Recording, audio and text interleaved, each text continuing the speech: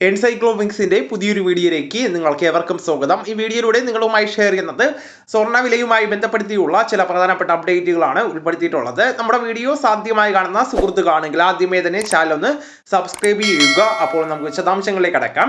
സ്വർണ്ണവിലയിൽ വലിയ ചാഞ്ചാട്ടമാണ് ഈ മാസം സംഭവിച്ചിരിക്കുന്നത്. മൂക്കുകുത്തി സ്വർണം വീണത് ആഭരണം ഉൾപ്പെടെ വാങ്ങാനിരിക്കുന്നവർക്ക് ആശ്വാസകരമായിരുന്നു.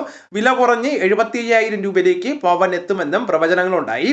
എന്നാൽ അത് സംഭവിച്ചില്ല എങ്കിലും 1,00,000 രൂപയിൽ താഴേക്ക് സ്വർണ്ണവില കുറഞ്ഞിരുന്നു. വൈകാതെ തിരിച്ചും കയറ്റം തുടങ്ങിയിരിക്കുകയാണ്.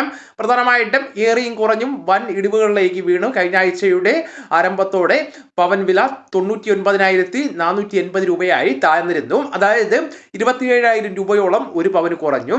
ഒരു മാസത്തിനിടെ ഇത്രയും വില ഇടിയുന്നത് സമീപകാല സ്വർണത്തിന്റെ ചരിത്രത്തിൽ ആദ്യമാണ്. എന്നാൽ പിന്നീട് ചിത്രം മാറി. കഴിഞ്ഞ തിങ്കളാഴ്ച ഒരു പവൻ സ്വർണത്തിന് 99,480 രൂപയായിരുന്നു ഒരു പവൻ സ്വർണത്തിന്റെ വില.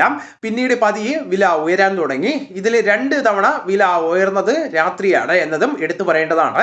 2 വർഷം മുമ്പ് വരെ സ്വർണ്ണവില ദിവസം 1 തവണ മാത്രമായിരുന്നു മാറിയിരുന്നത്. സമീപകാലത്ത് ഇത് 4 തവണ വരെ എത്തി. ഇപ്പോൾ രാത്രിയിലും വിലമാറ്റം പ്രകടമാകുന്നുണ്ട്. അതോടൊപ്പം തന്നെ കൂടുതൽ പേർ ഇടപെടുന്ന വിപണിയായിട്ട് സ്വർണ്ണ മാർക്കറ്റ് മാറിയിരിക്കുന്നു എന്നതാണ് ഇതിന് പിന്നിൽ വ്യക്തമാകുന്നത്. ഇന്ന് ഒരു പവൻ സ്വർണത്തിന് 1,80,600 രൂപയാണ് പവൻ വില. യുദ്ധം തുടങ്ങിയതോടുകൂടിയാണ് സ്വർണ്ണവില കുത്തനെ ഇടിയാൻ തുടങ്ങിയത്. പണപ്പെരുപ്പം വരുമെന്നും പലിശ നിരക്ക് കൂടുമെന്നും കരുതി മിക്കവരും സ്വർണം വിറ്റ് ബോണ്ടുകളിലേക്കും മറ്റും തിരിഞ്ഞതാണ് വില ഇടിയുവാനുള്ള പ്രധാന കാരണം. പല രാജ്യങ്ങളും സ്വർണം ഒഴിവാക്കി ഡോളർ വാങ്ങുവാനും ആരംഭിച്ചു. യുദ്ധം കാരണം ക്രൂഡ് ഓയിൽ വില കുതിച്ചതോടുകൂടി എണ്ണ ശേഖരിക്കുന്നതിലേക്കായി ലോകരാജ്യങ്ങളുടെ ശ്രദ്ധ. ഇതിനെല്ലാ രാജ്യങ്ങൾക്കും ഡോളർ ആവശ്യമായിട്ട് വന്നു. ഡോളറിന്റെ മൂല്യം കൂടാനും ക്രൂഡ് ഓയിലിന്റെ വില വർദ്ധിക്കുവാനും ഓഹരി വിപണിയിൽ സ്വർണം താഴുവാനും ഇതെല്ലാം കാരണമായെന്നാണ് മനസ്സിലാക്കുവാനായിട്ട് സാധിക്കുന്നത്.